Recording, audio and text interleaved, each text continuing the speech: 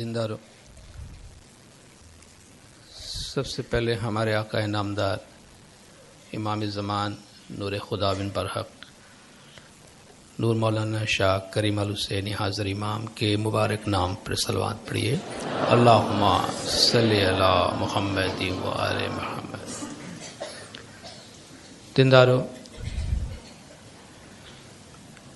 قرآن شریف جو اللہ تبارک و تعالیٰ کا کلام اور ایک معجزہ ہے، جیسا کہ مولانا نے فرمایا The Holy Quran is a miracle in Islam۔ قرآن دین اسلام کا ایک معجزہ ہے جس میں اللہ تبارک و تعالیٰ نے انسان کی ہدایت کے لیے زندگی کے مختلف شعبوں کے بارے میں بہت ساری گائیڈنس، بہت سارے ہدایات دی ہیں۔ ہماری زندگی کا مقصد کائنات میں انسان کا مقام، اپنے مقاصد کے حصول کے راستے اور ان راستوں کو کس طرح اپنایا جائے، کس طرح حاصل کیا جائے اور کس طرح انہیں پریکٹس کی جائے، ان تمام امور کے بارے میں فنڈامنٹل تعلیمات، بنیادی تعلیمات اللہ تبارک و تعالیٰ کے اس کلام میں موجود ہے۔ ہمارا جو پورا عقیدہ کا ڈھانچہ ہے، جو ہمارے ایمان کا پورا اسٹرکچر ہے، وہ بھی اللہ تعالیٰ کے کلام پہ بنیاد رکھتا ہے، اور ہمارے جو اعمال کی زندگی ہے، جو ہماری پریکٹس کی زندگی ہے، وہ بھی اللہ تعالیٰ کی دی ہوئی تعلیمات پر ہی مبنی ہے۔ آج اللہ تعالیٰ کی تعلیمات اور اس کے فرمان میں سے ہم ایک اہم فرمان کے بارے میں بات کریں گے، جس سے جیسا کہ ابھی بھی ہم نے اس کا استعمال کیا، اور اس کو استعمال کرنے، اس کو پریکٹس کرنے کا جو رینج ہے وہ بہت زیادہ پھیلا ہوا ہے، اور وہ ہے صلوات۔ ہم ایک جملہ پڑھتے ہیں، اللہم صلی علی محمد و آل محمد۔ یہ وہ جملہ ہے جو جب ہم پیغمبر صلی اللہ علیہ وآلہ وسلم یا ائمہ علیہم السلام کا نام لیتے ہیں تو اس وقت بھی پڑھتے ہیں، ہم اپنی عبادات میں اکثر اس کو پڑھتے ہیں، جب زمانے کے امام کا ہم ظاہری دیدار کرتے ہیں تب بھی ہم یہ جملہ پڑھتے ہیں، اور ہم مرحوموں کو فیض پہنچانے کے لیے، مرحوموں کو فائدہ پہنچانے کے لیے بھی ہم امام کی ہدایات کے مطابق اسی جملے کو استعمال کرتے ہیں۔ پورے عالم اسلام میں جو عبادت ہے، جو مسلمان بھائیوں کی نماز ہے، اس کے بارے میں یہی مانا جاتا ہے کہ نماز میں محمد و آل محمد پر صلوات پڑھنا لازمی ہے۔ جب تک محمد و آل محمد پر نماز میں صلوات نہ ہو تب تک نماز کو مکمل نہیں سمجھی جاتی۔ لفظ صلوات قرآن میں جو لفظ جس کو لوگ نماز کے حوالے سے بھی استعمال کرتے ہیں، جس کو صلاۃ کہتے ہیں، جو کہ نماز کا لفظ تو قرآن میں استعمال نہیں ہوا، وہ فارسی اور پہلوی زبان کا لفظ ہے۔ قرآن میں لفظ صلاۃ استعمال ہوا ہے، اور اسی صلاۃ کی جو جمع ہے، پلورل ہے، وہ صلوات ہے، جس کے معنی ہے دعا، جس کے معنی ہے رحمت۔ اس کا مطلب نماز بھی لیا جاتا ہے، اور ایک آیت میں، ایک خاص کانٹیکسٹ میں، یہودیوں کی جو عبادت گاہ ہے، جس کو سنگوگ کہتے ہیں، یہودیوں کی عبادت گاہ کو بھی قرآن شریف میں صلوات کے نام سے یاد کیا گیا ہے۔ قرآن شریف میں صلوات کے بارے میں جو اللہ تعالیٰ کا فرمان ہے، جسے ہم اپنی زیارت میں، اپنی فاتحہ میں پڑھتے رہتے ہیں، ان اللہ و ملائکتہ یصلون علی النبی یا ایھا الذین آمنوا صلوا علیہ وسلموا تسلیما۔ یہ آیت ہے قرآن شریف کی سورہ نمبر 33 آیت نمبر 56 میں۔ اللہ اور اس کے فرشتے نبی پر صلوات بھیجتے ہیں، بالکل جیسا کہ اس آیت کا ترجمہ بنتا ہے۔ ان اللہ و ملائکتہ، اللہ اور اس کے فرشتے یصلون، صلوات بھیجتے ہیں، دعا کرتے ہیں، رحمت بھیجتے ہیں، علی النبی، رسول اللہ صلی اللہ علیہ وآلہ وسلم پر۔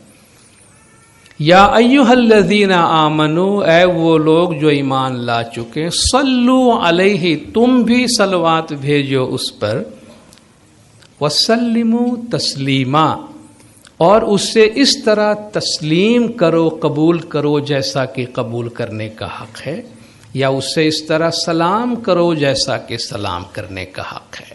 یہ آیت ہے قرآن شریف میں جس کی بنیاد پر صلوات پڑھی جاتی ہے۔ اس آیت کو یوں ہی سرسری طور پر دیکھنے سے اس کے حوالے سے بہت سارے سوالات ذہن میں ابھرتے ہیں، جن کو آج ہم ایڈریس کرنے کی کوشش کریں گے۔ سب سے پہلی بات یہ ہے کہ قرآن شریف میں اللہ تبارک و تعالیٰ نے رسول اللہ صلی اللہ علیہ وآلہ وسلم صلوات اللہ علیہ کو رحمت للعالمین کا خطاب دیا ہے۔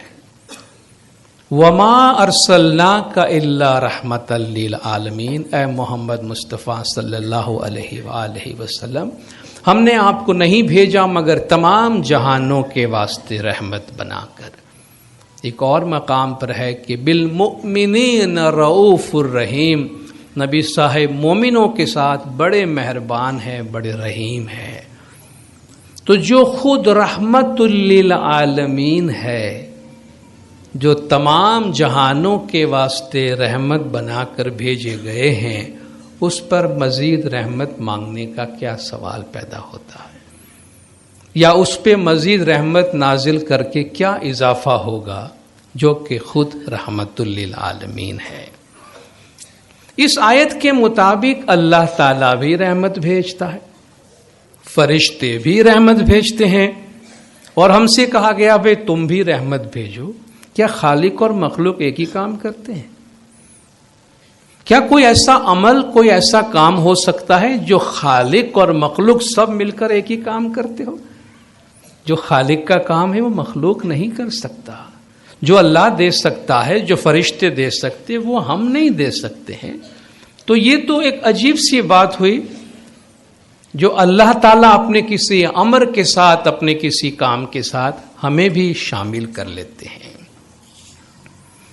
اللہ تعالیٰ خود صلوات بھیجتا ہے، رحمت نازل فرماتا ہے، فرشتوں کے حوالے سے بھی کہتے ہیں کہ وہ بھی رحمت لے کر جاتے ہیں۔ ہم سے کہا گیا تم بھی رحمت بھیجو، ہم اس کے جواب میں کیا کرتے ہیں؟ ہم کہتے ہیں اللہم صلی علی محمد و آل محمد، اے اللہ تو محمد اور اس کے آل پہ رحمت بھیج۔ وہ تو اللہ کہہ رہا میں تو کر ہی رہا ہوں، میں تو محمد پہ رحمت بھیج رہا ہوں، فرشتے رحمت لے جا رہے ہیں، اے ایمان والو تم بھی اس پر رحمت بھیجو۔ ہم اس کے جواب میں کہتے ہیں اے اللہ محمد اور اس کی آل پہ رحمت بھیج۔ اللہ کہتا ہے بھائی تم بھیجو، ہم کہتے ہیں بھائی تو بھیج۔ عجیب سی بات ہے، یہ کیسا جملہ ہے اور یہ کیسی دعا ہے جس میں ہم اللہ کو وہی کام کرنے کے لیے کہتے ہیں جو وہ ہمیں کہتا ہے کہ تم کرو۔ یہ چند سوالات ہیں جو پیدا ہوتے ہیں۔ اس آیت کے اندر کہیں بھی آل محمد کا ذکر نہیں ہے۔ قرآن شریف کی یہ آیت جس طرح اتری ہے اور جس طرح قرآن شریف میں ہے، اس میں النبی کا نام ہے۔ ان اللہ و ملائکتہ یصلون علی النبی، اللہ اور اس کے فرشتے نبی پر رحمت بھیجتے ہیں۔ آل کا بظاہر اس میں ذکر نہیں ہے، مگر جب ہم صلوات پڑھتے ہیں، کوئی بھی مسلمان صلوات پڑھتا ہے تو اللہم صلی علی محمد و آل محمد پڑھتا ہے۔ کیوں؟ یہ آل کے لفظ کا اضافہ کیوں ہوا اور کیسے ہوا اور کہاں سے آیا؟ اور جب آل محمد کہا جائے تو آل محمد میں کون شمار ہوتے ہیں؟ آل محمد میں کون لوگ ہیں؟ اور جو صلوات پڑھنے کا یہ جملہ ہے اللہم صلی علی محمد و آل محمد، یہ کہاں سے آیا؟ اللہ نے تو صلوات پڑھنے کا حکم دیا ہے، یہ جو جملہ ہے یہ کہاں سے آیا؟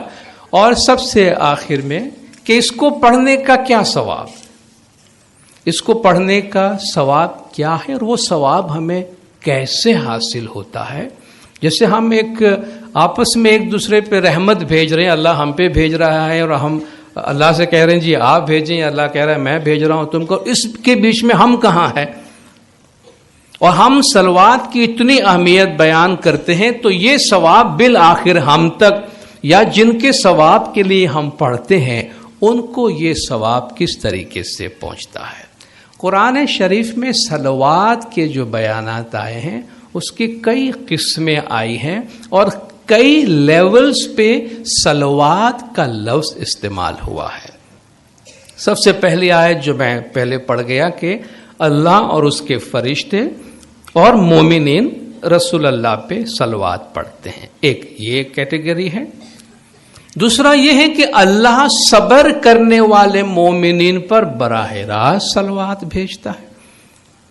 وہ آیت آپ نے بار بار سنی ہے کہ جس میں آزمائش کا ذکر ہے، وَلَنَبْلُوَنَّكُمْ بِشَيْءٍ مِّنَ الْخَوْفِ وَالْجُوعِ وَنَقْصٍ مِّنَ الْأَمْوَالِ وَالْأَنفُسِ وَالثَّمَرَاتِ، ہم ضرور تم کو آزمائیں گے، خوف سے آزمائیں گے، بھوک سے آزمائیں گے، تمہارے جان میں، تمہارے مال میں، تمہارے پھلوں میں، ثمرات کے نقصان میں تم کو آزمائیں گے۔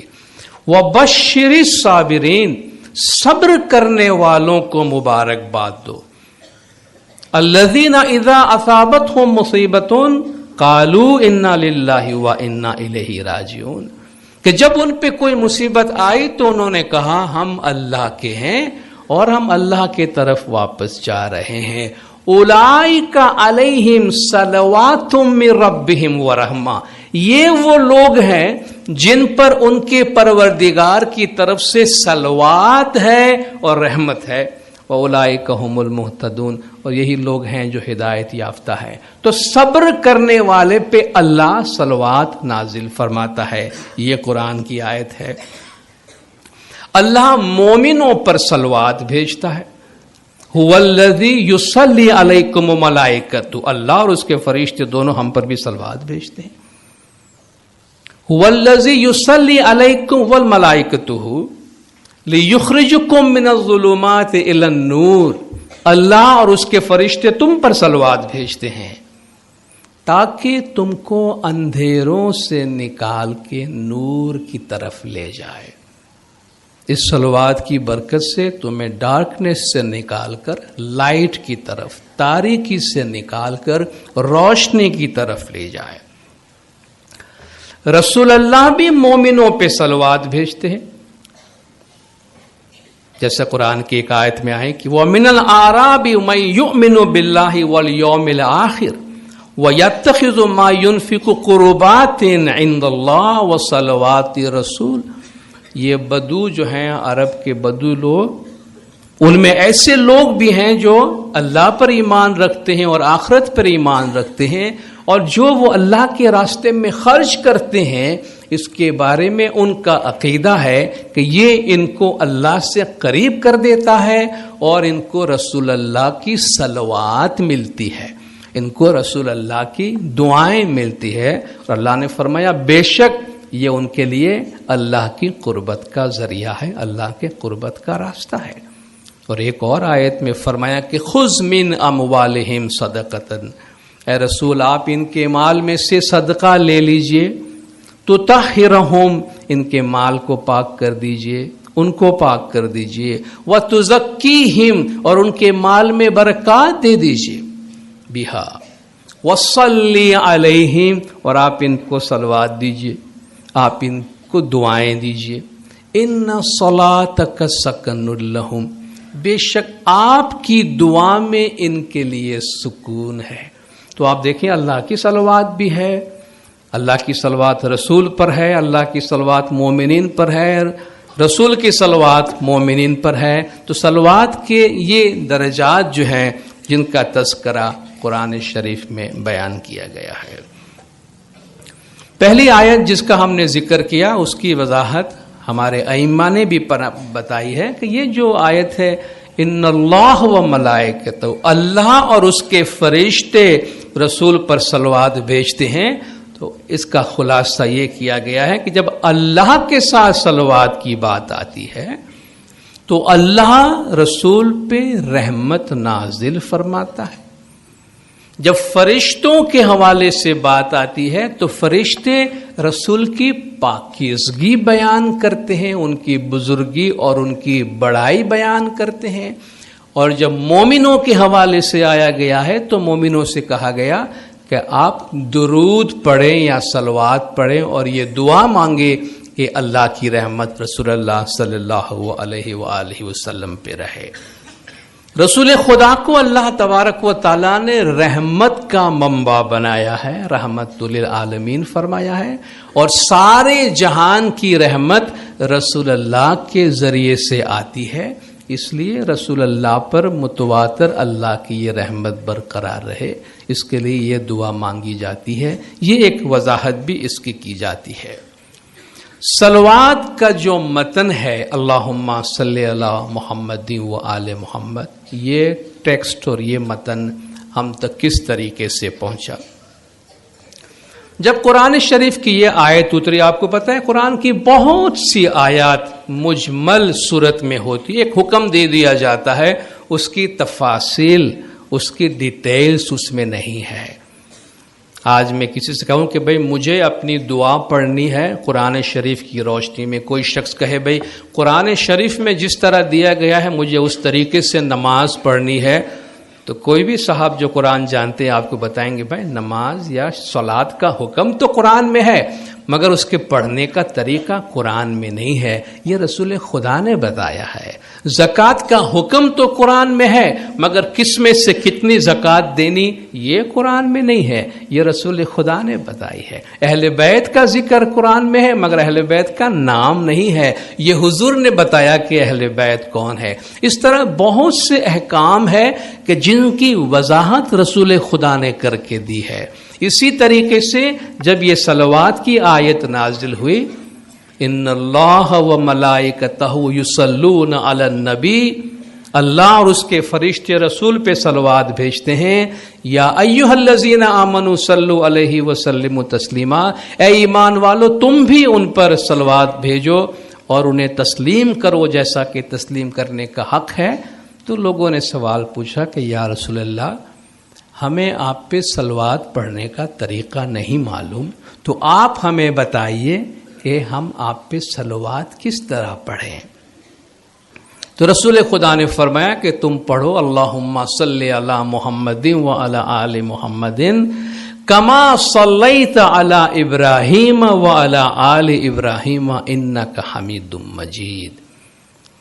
اے اللہ تیری رحمت رہے محمد پر اور آل محمد پر. دیکھیے یہاں حضور نے بتایا کہ اس طرح صلوات پڑھو، اور یہ روایت یہ صرف شیعوں کی روایت نہیں، آپ ان کو عام کسی بھی وہ آل محمد کے بعد کسی اور کو بھی ایڈ کرنا چاہیں گے اپنی صلوات میں مگر کوئی آل محمد کو نکالنے کی جرت نہیں کر سکتا.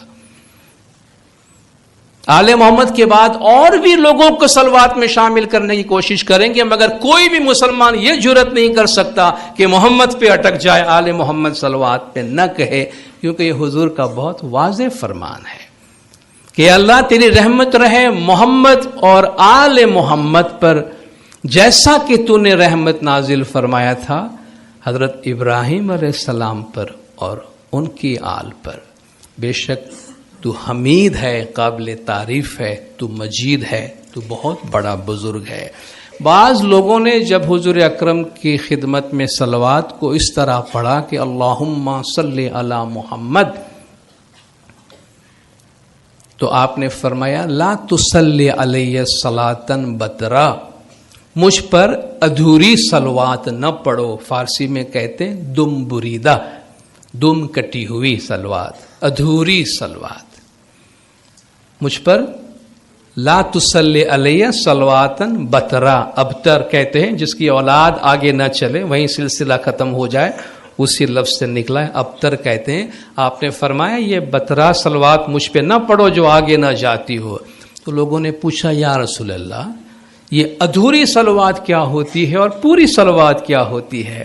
آپ نے فرمایا ادھوری صلوات یہ ہے کہ تم کہو اللہم صلی علی محمد، اور پوری صلوات یہ ہے کہ تم کہو اللہم صلی علی محمد و علی آل محمد، یا اللہم صلی علی محمد و آل محمد، کیونکہ اس کے جو الفاظ ہیں مسلمانوں کے اندر مختلف طریقوں سے پڑھے جاتے ہیں.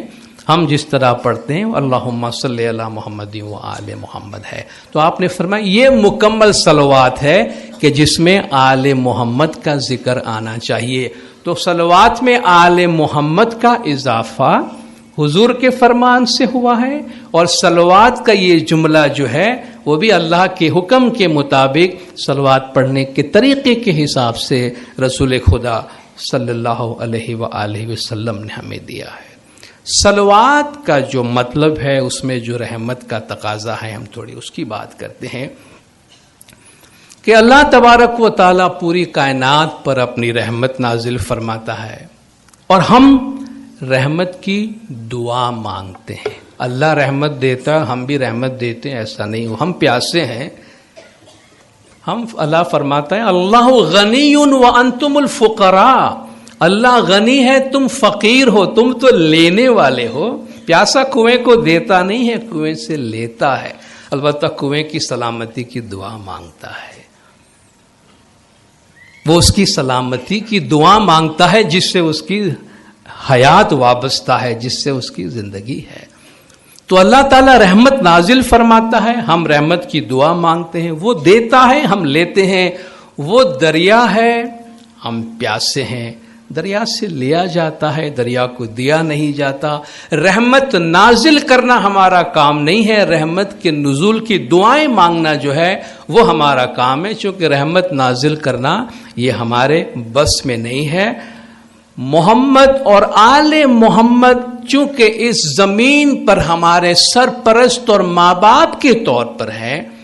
حضور نے فرمایا انا وانت یا علی ابوا ہذہ الامہ، اے علی میں اور تم اس امت کے ماں باپ ہیں، اور اولاد کی جو بھلائی ہے وہ ماں باپ کے سائے میں ہے، اور اولاد کی خوشی ماں باپ کے سائے میں ہے. اولاد کو اپنے ماں باپ سے رحمت ملتی ہے. ہمیں رحمت جو اللہ نے فرمایا کہ پیغمبر اور امام زمین پر خدا کی صفات کے مظہر ہوتے ہیں. آج ہم جو امر مکھی صاحب کہہ کر ایک کام شروع کرتے ہیں کہ جماعت خانے میں مولا کا امر ہے، یہ امر خدا تک پہنچتا ہے.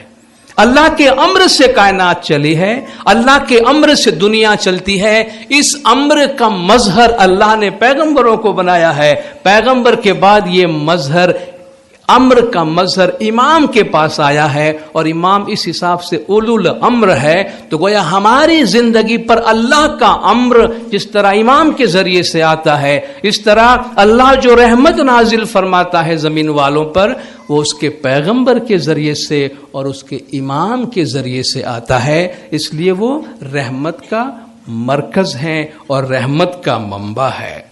اور چونکہ ہمیں رحمت ان کے ذریعے سے حاصل ہوتی ہے، ہم اس رحمت کے منبع کے ہمیشہ کے لیے سلامتی کی دعائیں مانگتے رہتے ہیں. جس ہرے بھرے درخت کے سائے میں ہم رہتے ہیں، جس کے نیچے ہم نے اپنا گھر بنایا ہے، جس کے پتوں کے سائے میں ہمیں ٹھنڈک ملتی ہے اور جس کے فروٹ سے ہمیں خوراک ملتی ہے، ہم اس درخت کی سلامتی کی دعا مانگتے ہیں یا نہیں مانگتے؟ ہم ہر خوشحالی کے موقع پہ کہتے ہیں یا مولا گج جماعت پر تیرا نورانی چھتر ہمیشہ قائم رہے. یہی ہے وہ دعا کہ اللہم صلی علی محمد و آل محمد. خدایا تیری یہ رحمت کا جو سایہ ہے گج جماعت کے اوپر ہمیشہ برقرار رہے. اس لیے صلوات کو پڑھنے اور صلوات کے معنی کو سمجھنے پہ زور دیا گیا ہے.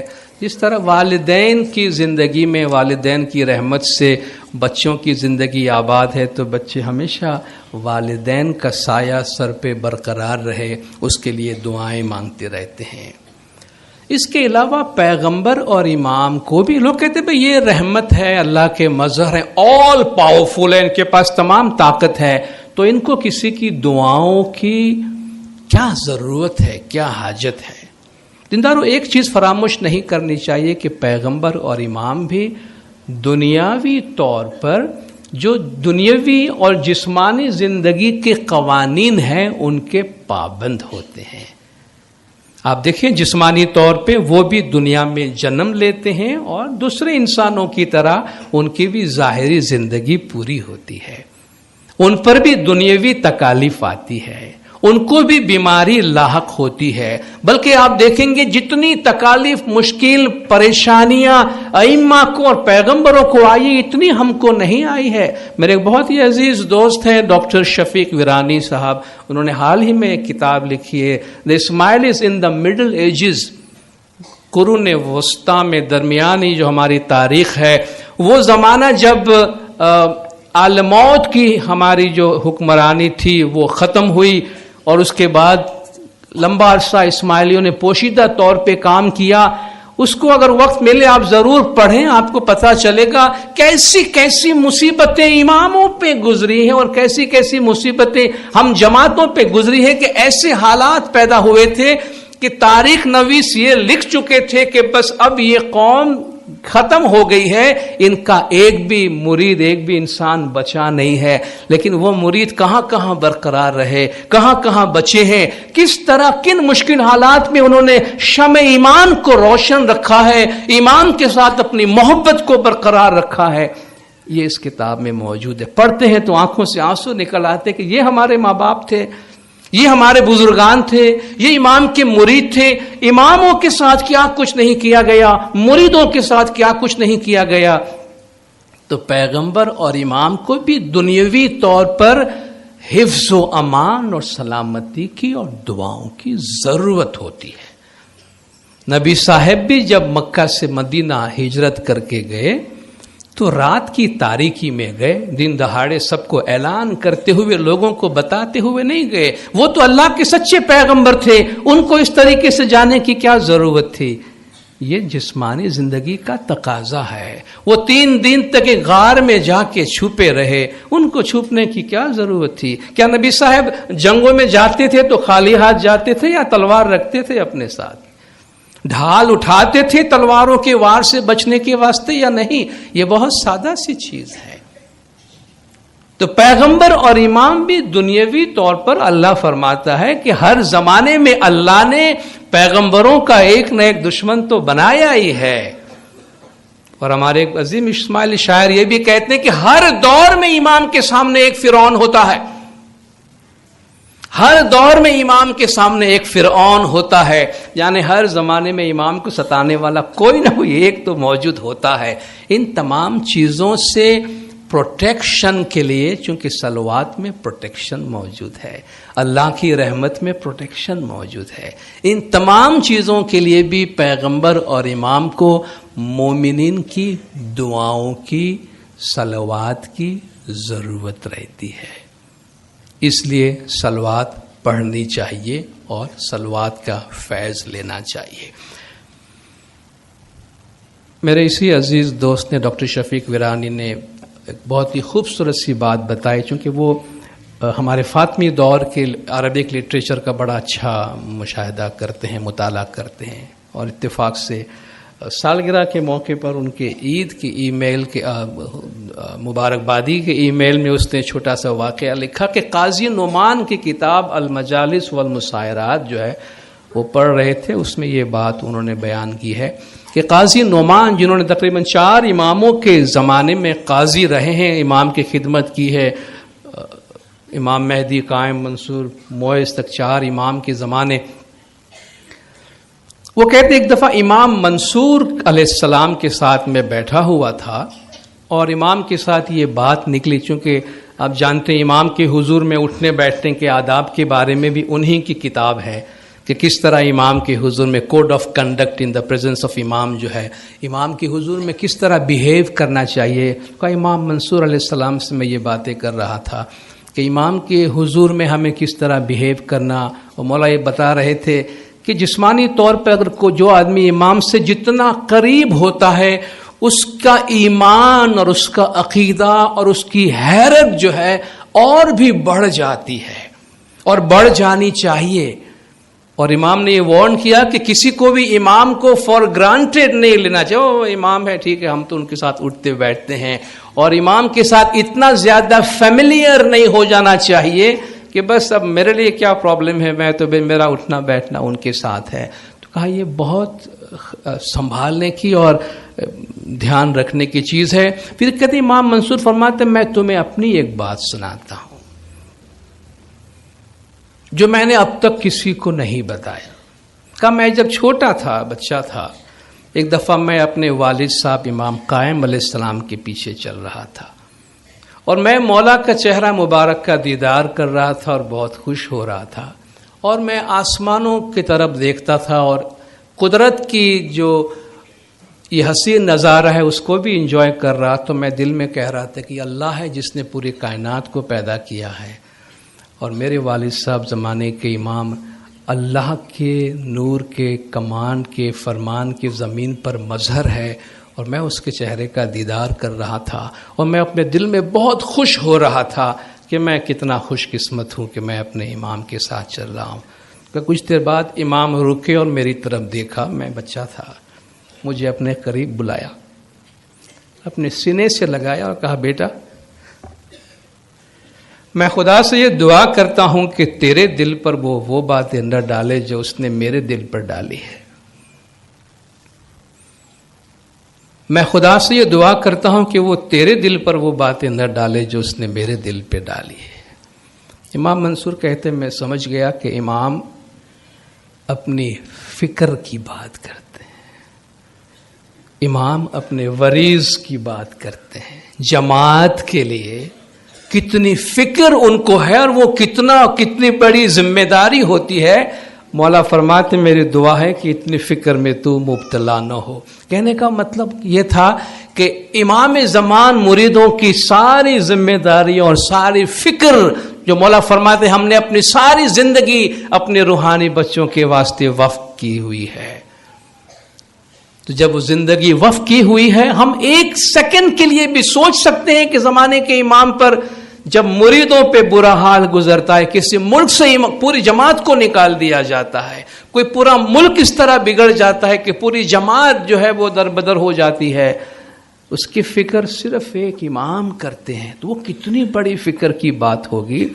دنیا بہانے جسمانی طور پر کسی کو بھی اس میں سپورٹ کی ضرورت ہوتی ہے، کسی کو بھی اس میں رحمت اور دعاؤں کی ضرورت ہوتی ہے. تو یہ مریدوں کی صلوات ہی ہے جو محمد و آل محمد صلی اللہ علیہ وآلہ وسلم پر اللہ کی یہ متواتر رحمت جو ہے وہ برساتی رہتی ہے. ان تمام معنی میں پیر ناصر خسرو نے ایک بہت ہی خوبصورت سی میننگ کا اضافہ کیا ہے، جس سے صلوات کی جو میننگ ہے وہ اور پھیل جاتی ہے اور زیادہ میننگ فل بن جاتی ہے.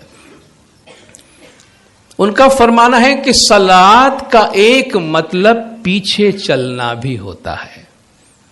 کہتے ہیں گھوڑا، جب آپ بہت سے گھوڑے دوڑتے ہوئے دیکھتے ہیں، جو گھوڑا سب سے آگے ہوتا ہے اس کو سابق کہتے ہیں جو آگے ہے، اور دوسرا گھوڑا جو بالکل اس کے پیچھے پیچھے لگا ہوا ہے، بالکل چپکا ہوا ہے، اس کے پیچھے جا رہا ہوتا ہے، اس کو مسلی کہتے ہیں.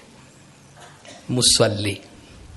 قرآن میں ایک آیت ہے، جب قیامت کے دن لوگوں سے ان کے اعمال کے بارے میں پوچھا جائے گا کہ بھئی تمہارا آج یہ حال کیوں ہوا، جہنم میں کیوں جل رہے ہو، تو کہیں گے لم نکو من المصلین، ہم مصلی نہیں تھے. اس کا ایک ترجمہ یہ کرتے ہیں ہم نماز نہیں پڑھتے تھے اس لیے ہمیں جہنم میں ڈالا گیا.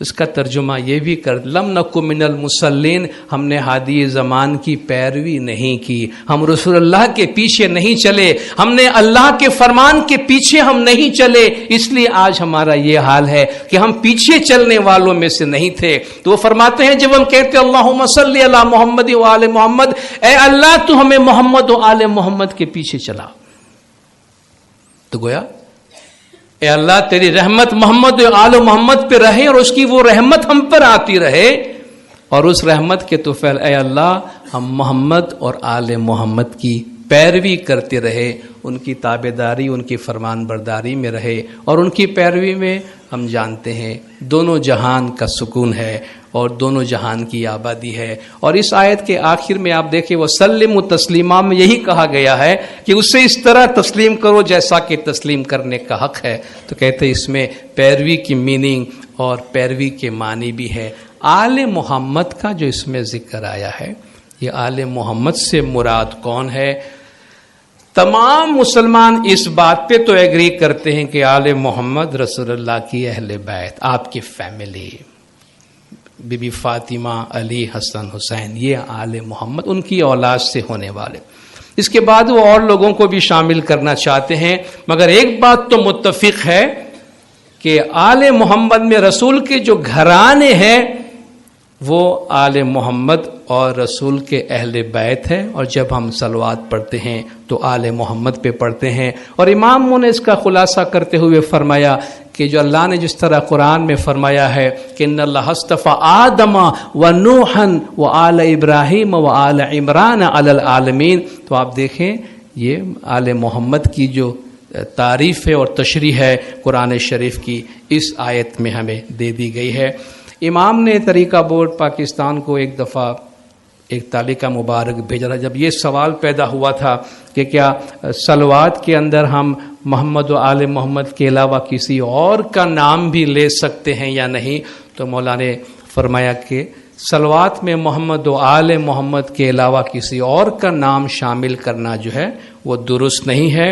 اور امام نے یہ بھی فرمایا کہ جب بھی تمہارے سامنے پیغمبر اور امام کا نام لیا جائے تو صلوات پڑھنا کبھی نہیں بھولنا، صلوات ان پہ ضرور پڑھنا.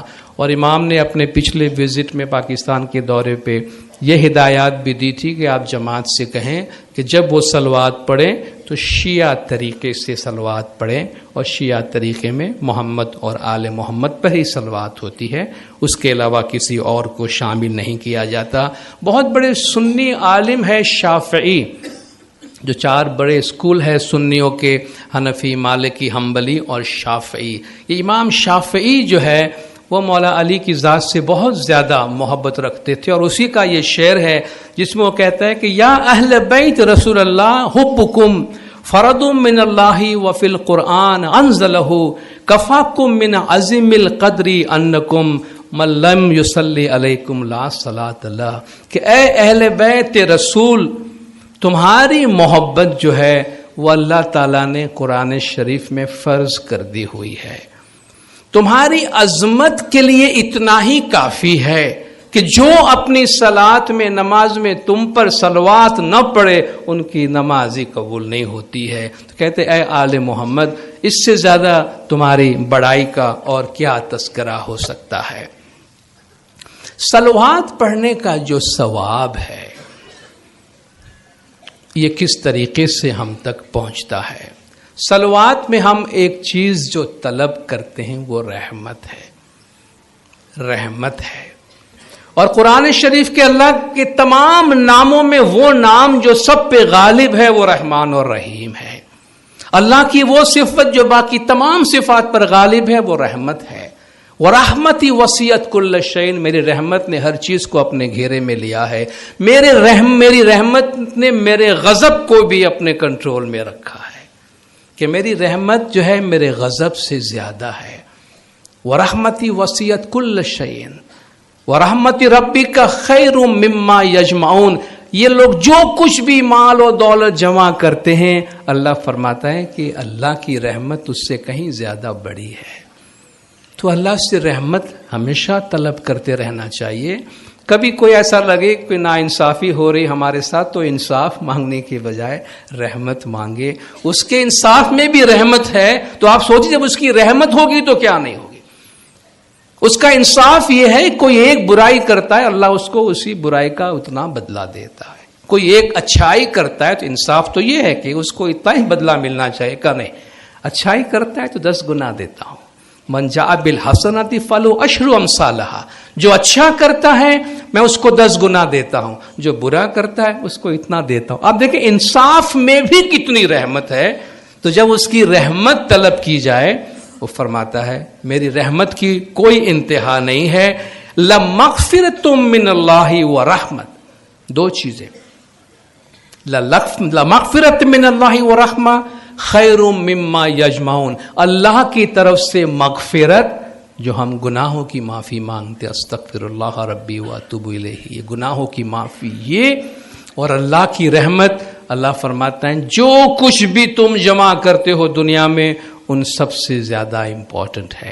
تو اپنا دھیان مغفرت میں اور رحمت میں دو، کسی اور چیز میں نہیں۔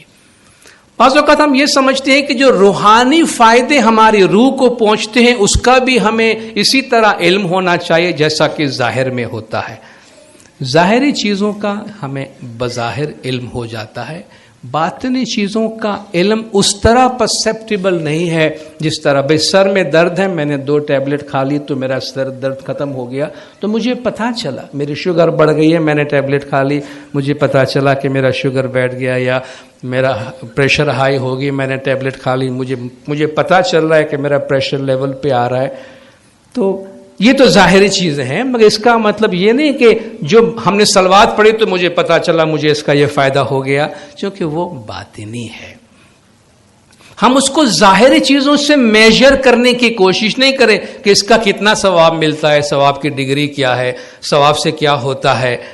یہ بالکل اسی طرح ہے کہ جس طرح اچھی غذا کھانے سے اور اچھی دوائیاں وقت پر لینے سے ہمارا جسم بہتر رہتا ہے، ہم تندرستی محسوس کرتے ہیں، اسی طرح ذکر اللہ کے ذریعے سے، اللہ کی یاد اور صلوات سے ہماری روح توانا ہوتی ہے، ہماری روح میں مضبوطی آتی ہے، اور اسی کی طرف اماموں نے اپنے فرامین میں بھی اشارہ فرمایا ہے۔ اور اس صلوات کے ذریعے سے کون جانتا ہے آج جو ہمیں دنیا کے اتنے مشکل حالات میں بھی ہم محمد و آل محمد کی راہ پہ مضبوط اس سے چل رہے ہیں، یہ ہمارے انہی صلوات کی دعاؤں کا نتیجہ ہے کہ اللہ تو تیری رحمت ہم پہ رہے کہ ہم محمد و آل محمد کی راہ پہ ہمیشہ چلتے رہے۔ آج دنیا بھر میں جو ہم چلتے رہے ہیں آل محمد کی راہ پہ، کون جانتا ہے، کسے پتا کہ یہ ان صلوات کے نتیجے میں ہو جو دنیا بھر کے مرید پڑھتے رہتے ہیں۔ صلوات میں اللہ کا ذکر ہے، جس طرح بہت ساری تسبیحات ہیں، صلوات بھی اللہ کا ذکر ہے، ہم ایک دعا مانگتے ہیں، اور اللہ فرماتا ہے کہ الا بذکر اللہ تطمئن القلوب، اللہ کے ذکر میں دلوں کو سکون ہے۔ اور جب اللہ فرماتا ہے کہ اللہ کے ذکر میں دلوں کو سکون ہے، اس سے بڑھ کر کوئی اور بات نہیں ہو سکتی۔ اور آپ بتائیے سکون سے بڑھ کے اچھی چیز کیا ہے دنیا میں؟ سارا دوڑ دھوپ جو دنیا میں ہم کر رہے ہیں اسی سکون کے واسطے کر رہے ہیں، اور جتنا طرح دوڑ دھوپ کرتے اتنا سکون خراب ہوتا ہے ہمارا، کیونکہ ہمیں معلوم نہیں کہ سکون کے لیے دوڑ دھوپ کیا نہیں جاتا، خاموشی سے بیٹھا جاتا ہے۔ ٹھیک ہے، ہم سمجھتے ہیں جتنا زیادہ جمع کرو اتنا سکون ملے گا، ہمیں یہ نہیں معلوم کہ جتنا آپ دیں گے اتنا سکون ملے گا۔ ہم سمجھتے جتنا لوڈ اپنے اوپر اٹھاؤ اتنا سکون ملے گا، ہمیں یہ نہیں معلوم جتنا اپنے آپ کو ہلکا کرو گے، اتارو گے بوجھ، اتنا ہمیں سکون ملے گا۔ تو سکون کا تعلق بہت ایک ڈیفرنٹ لیول پہ ہے جس کو ہم سمجھ نہیں پاتے ہیں۔ اس لیے مولا نے فرمایا کہ اللہ کا ذکر کرو، اللہ محمد علی کا نام لو، اور صلوات بھی اللہ کے ذکر میں سے ہے۔ اللہ فرماتا ہے ذکر میں سکون ہے، اور نزول صلوات میں وصلوا علیہم ان صلاتک سکن لہم، ان کو آپ صلوات دیں، ان کے لیے آپ صلوات پڑھیں، دعائیں دیں، آپ کی دعا میں ان کے لیے سکون ہے، اور سکون میں سب کچھ ہے۔ نزول صلوات کا جو فائدہ ہے اندھیرے سے روشنی کی طرف لے جانے والی چیز ہے، گمراہی کے اندھیرے سے ہمیں روشنی کی طرف لاتی ہے، پریشانیوں کے اندھیرے سے ہمیں روشنی کی طرف لاتی ہے۔ ہزاروں قسم کے اندھیرے اس کائنات کے اندر جو موجود ہے، جس سے اللہ نے پناہ مانگنے کے لیے کہا ہے، ان سب سے صلوات روشنی کی دنیا کی طرف، باطنی روشنی کی دنیا کی طرف ہم کو لے آتی ہے۔ یہ فائدہ جو ہے اس صلوات پر ہے، اور صلوات کے ذریعے ہم صراط مستقیم پر قائم رہتے ہیں، جو اللہ نے فرمایا ان لوگوں پر صلوات ہے وَأُولَئِكَ هُمُ الْمُهْتَدُونَ، جن پر یہ صلوات نازل ہوتی ہے اور جن کو یہ دعائیں ملتی ہے وہ صراط مستقیم پر قائم رہتے ہیں۔ امام سلطان محمد شاہ صلوات اللہ علیہ نے 4 फरवरी 1894 को जब मौलाना चांदरात पंजे भाई पंजे बहनों की बुनियाद रखी थी, उस वक्त मौलाना जमात को, चांदरात के पंजे भाइयों को जो गाइडेंस दी थी, उसमें इमाम ने सलवात पढ़ने की भी हिदायत दी थी। इमाम ने फरमाया कि इंशाअल्लाह आप सब एक दिल होकर जमात खाने में आकर बंदगी करेंगे और उसमें सलवात ज़्यादा पढ़ेंगे, सल्ली अला मुहम्मद व आले मुहम्मद। तो इंशाअल्लाह आपकी क़ुव्वत रोज़ बरोज़ बढ़ेगी, आपके दुश्मन दफा होंगे, आपके गुनाह माफ होंगे, आप बहश में जाएंगे और दीदार नसीब होगा इंशाअल्लाह। मौला फरमाता आपकी क़ुव्वत रोज़ बरोज़ बढ़ेगी। क़ुव्वत भी ज़ाहिरी होती है, बातिनी होती है, और ज़्यादा अहम क़ुव्वत जो है वो बातिनी है। दुनिया इधर से उधर हो जाए, जिसका बातिन स्ट्रांग है उसको कुछ नहीं होता। असल क़ुव्वत वो है। दुश्मन भी 2 किस्म के होते हैं, ज़ाहिरी दुश्मन है, बातिनी दुश्मन है। बातिनी दुश्मन, ज़ाहिरी दुश्मन हमारे जिस्म को नुकसान पहुँचाते हैं, मगर बातिनी दुश्मन हमारे अक़ीदे और रूह को नुकसान पहुँचाते हैं। उससे बचना ज़्यादा ज़रूरी है। तुम्हारे गुनाह माफ़ होंगे। अब देखें, हम मरहूम के लिए तस्बीह पढ़ते हैं, दुआएं मांगते हैं, सलवात पढ़कर इसके सवाब मरहूम को देते हैं। मौला ने फरमाया इससे आपके गुनाह माफ़ होंगे, आप बहश्त में जाएंगे और आपको दीदार नसीब होगा इंशाअल्लाह। सलवात को हासिल करने की जो शर्तें हैं वो भी अल्लाह ने कुरान में बताया है कि सब्र होना चाहिए। अल्लाह ने फरमाया सब्र करने वालों पे सलवात नाजिल होती है। मुश्किलात दुनिया में सब पे आती है, मगर उसके लिए वावेला न मचाते हुए, शिकायत न करते हुए, हिकमत से उन मुसीबतों में अल्लाह ने हमारे वास्ते जो लेसन रखा है उसको हासिल करने की कोशिश करें, तो अल्लाह ऐसे सब्र करने वालों पर रहमत नाजिल फरमाता है। बहुत ज्यादा जिक्र और तस्बीह का पढ़ना जरूरी है अल्लाह की सलवात हासिल करने के लिए। ये जो आयत मैंने बीच में आपको बताई कि अल्लाह और उसके फरिश्ते तुम लोगों पे सलवात भेजते हैं ताकि तुम्हें अंधेरों से निकाल के रोशनी की तरफ ले जाए, इसकी अगली वाली आयत ये है कि या अय्युहल्लज़ीना आमनुज़्कुरुल्लाह ज़िक्रन कसीरन, ए ईमान वालो अल्लाह का खूब जिक्र करो। लोग पूछते हैं कितनी दफ़ा करे, 11 दफ़ा करे, 33 दफ़ा करे। अरे अल्लाह के जिक्र में नाप तोल की क्या बात होती है? ये तो कांग्रेगेशनल प्रेयर के लिए है, जहां पूरी जमात साथ में होती है तो नाप तोल के करना पड़ता है, क्योंकि जमात होती है। अपनी इबादत में गिनती का है कि मेजरमेंट का है, का नाप तोल का है। अल्लाह फरमाता है उज़्कुरुल्लाह ज़िक्रन कसीरन, अल्लाह को बहुत याद करो, खूब याद करो। वसब्बिहुहु बुक्रतन व असीला, सुबह और शाम उसकी तस्बीह पढ़ो। हुवल्लज़ी युसल्ली अलैकुम व मलाइकतुहु, अल्लाह और उसके फरिश्ते तुम पर सलवात भेजेंगे। अगर जिक्र बहुत ज्यादा सुबह शाम तस्बीह है तो अल्लाह और उसके फरिश्तों की रहमत तुम पर उतरेगी ताकि तुम्हें अंधेरों से निकाल के रोशनी की तरफ ले जाए। तो इबादत बंदगी के नतीजे में बंदा जो अंधेरे से रोशनी की तरफ जाता है, ये अल्लाह की सलवात की वजह से होता है, ये अल्लाह की रहमत की वजह से होता है, जिससे मोमिन रोशनी की तरफ जाता है। और तीसरी बात जो इसके वास्ते ज़रूरी है वो दसौन में पूरा रहना और अल्लाह के रास्ते में माल खर्च करना। दान और सखावत, दसौन, इनमें पूरा रहना, क्योंकि जो लोग अपना माल खर्च करते हैं, दसौन अदा करते हैं, अल्लाह ने फरमाया ऐ रसूल उनको सलवात दो, आपकी सलवात में इनके लिए सुकून है।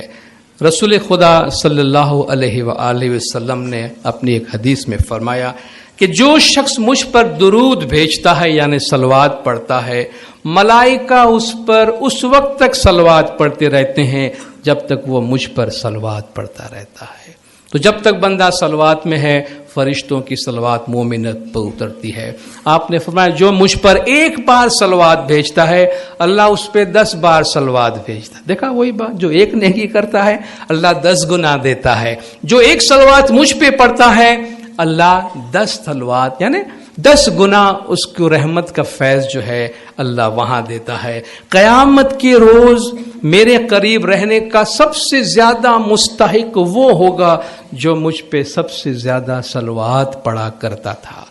और आपने फरमाया बखील वो है, کنجوس انسان وہ ہے کہ جس کے سامنے میرا نام لیا گیا مگر اس نے صلوات نہیں پڑھی اس مجھ پہ، کہ وہ بڑا کنجوس ہے کہ میرا نام اس کے سامنے لیا گیا مگر اس نے میرا نام کے ساتھ وہ صلوات کی دعا نہ پڑھی۔ ایک صحابی نے نبی صاحب سے عرض کرتے ہیں کہ میں رات کی جب عبادت میں، اس وقت لوگ بہت رات کو جگا کرتے تھے، ابھی بھی بہت سے انڈیویجولز کی عادت ہے دیر تک یا بہت جلدی اٹھ کر بھی عبادت کرتے ہیں، کہ رات کی عبادت میں 1/3 حصہ 1/3 اپنی رات کا جو ہے اس میں آپ پہ درود پڑھتا ہوں، اس میں آپ پہ صلوات بھیجتا ہوں۔ آپ نے فرمایا 1/3 کی بجائے آدھی رات کر لو، بڑھا دو اس کو تھوڑا۔ کہا میں آدھا کر لوں، آدھی رات کر دوں، آپ کا کہنا ہے؟ آپ نے فرمایا 2/3 کر ڈالو، ایسا کرو 2/3 کر ڈالو، یعنی اگر تم کر سکتے ہو تو بڑھاؤ اور بڑھاؤ اس کے اندر۔ کہا میں نے کہ پوری عبادت میں صلوات ہی پڑھتا رہوں آپ کے لیے؟ آپ نے فرمایا پھر تو اللہ تیرے سارے گناہ بخش دے گا۔ دیکھیں وہی فرمان مولا کا ہے، آپ صلوات زیادہ پڑھیں گے آپ کے گناہ معاف ہوں گے۔ حضور اکرم نے فرمایا تب تو تیرے سارے گناہ بخش دیے جائیں گے۔ ایک اور صحابی نے عرض کیا کہ میں بہت زیادہ آپ پہ صلوات پڑھتا ہوں، میں کتنا وقت گزاروں آپ کے صلوات میں؟ میں جو ہے وہ 1/4 گزارتا ہوں۔ آپ نے فرمایا ٹھیک ہے تو جتنا کر سکتا ہے ٹھیک ہے، لیکن بڑھا دے تو اچھا ہے۔ اس نے کہا میں 1/4 تو کرتا ہوں، لیکن اگر میں آدھا کر لوں تو آپ نے فرمایا جتنا تو چاہے مگر بڑھا دے تو اچھا ہے۔ کہا میں 2/3 کر ڈالو، آپ نے فرمایا تیری مرضی ہے تو جتنا کر سک، لیکن بڑھا دے تو اچھا ہے۔ اس نے کہا پھر تو میں ساری رات جو ہے وہ آپ کے اوپر صلوات ہی بھیجتا رہوں۔ آپ نے فرمایا اللہ تجھے ہر ہم و غم سے، کل ہم و غم سینجلی، جو ہم پڑھتے ہیں نعت علی میں، اللہ تجھے تمام ہم و غم سے بچا لے گا اور تیرے تمام گناہ معاف کر دے گا۔ تو یہ وہ فیض، یہ وہ فائدہ، یہ وہ برکات اس ایک جملے کے اندر ہے، اللہم صلی علی محمد و آل محمد۔ مگر یہ اتنا مبارک جملہ ہے، یہ وہ تسبیح ہے جو رسول خدا کے گھر سے، جو اللہ کے فرمان کے مطابق خدا کے رسول نے ہمیں دی ہے۔ اور الحمدللہ ہمارے دین کی یہ برکات اور یہ خوبی ہے کہ خدا کے رسول اور زمانے کے امام کے مخ مبارک سے نکلے ہوئے یہ برکات والے الفاظ اور دعائیں ہمارے پاس موجود ہے، جس سے ہم دنیاوی اور روحانی فیض اور دنیاوی اور روحانی برکات حاصل کرتے ہیں۔ اب اس کے بعد یہ کہنے کی ضرورت نہیں ہے کہ آج سے ہماری صلوات کی تسبیح میں، ہماری ذاتی تسبیح میں صلوات کا اضافہ ہونا چاہیے، چونکہ آپ خود دیکھ رہے ہیں، سن رہے ہیں، سمجھ رہے ہیں کہ یہ کتنی بڑی برکات ہے۔ اور امام نے بھی فرمایا بندگی کرو اس میں صلوات زیادہ پڑھو، تو اس سے برکات بھی حاصل ہوں گی اور آل محمد کے پیچھے چلنے کی توفیق بھی حاصل ہوگی۔ اور جو آل محمد کے پیچھے چلتا ہے اس سے دنیا میں کسی کا خوف نہیں رہتا۔ خدا نور مولانا شاہ کریم الحسینی حاضر امام ہمارے تمام عبادت بندگی اپنی بارگاہ میں قبول فرمائے، مولا گج جماعت کے تمام گناہ معاف کرے، سب کی نیک امیدیں پوری کرے، آخری دم تک ایمان سلامت رکھے، سکھی سلامت اور آباد رکھے، دیدار نصیب کرے۔ صلوات پڑھے دیندار، اللہم صلی علی محمد و آل محمد۔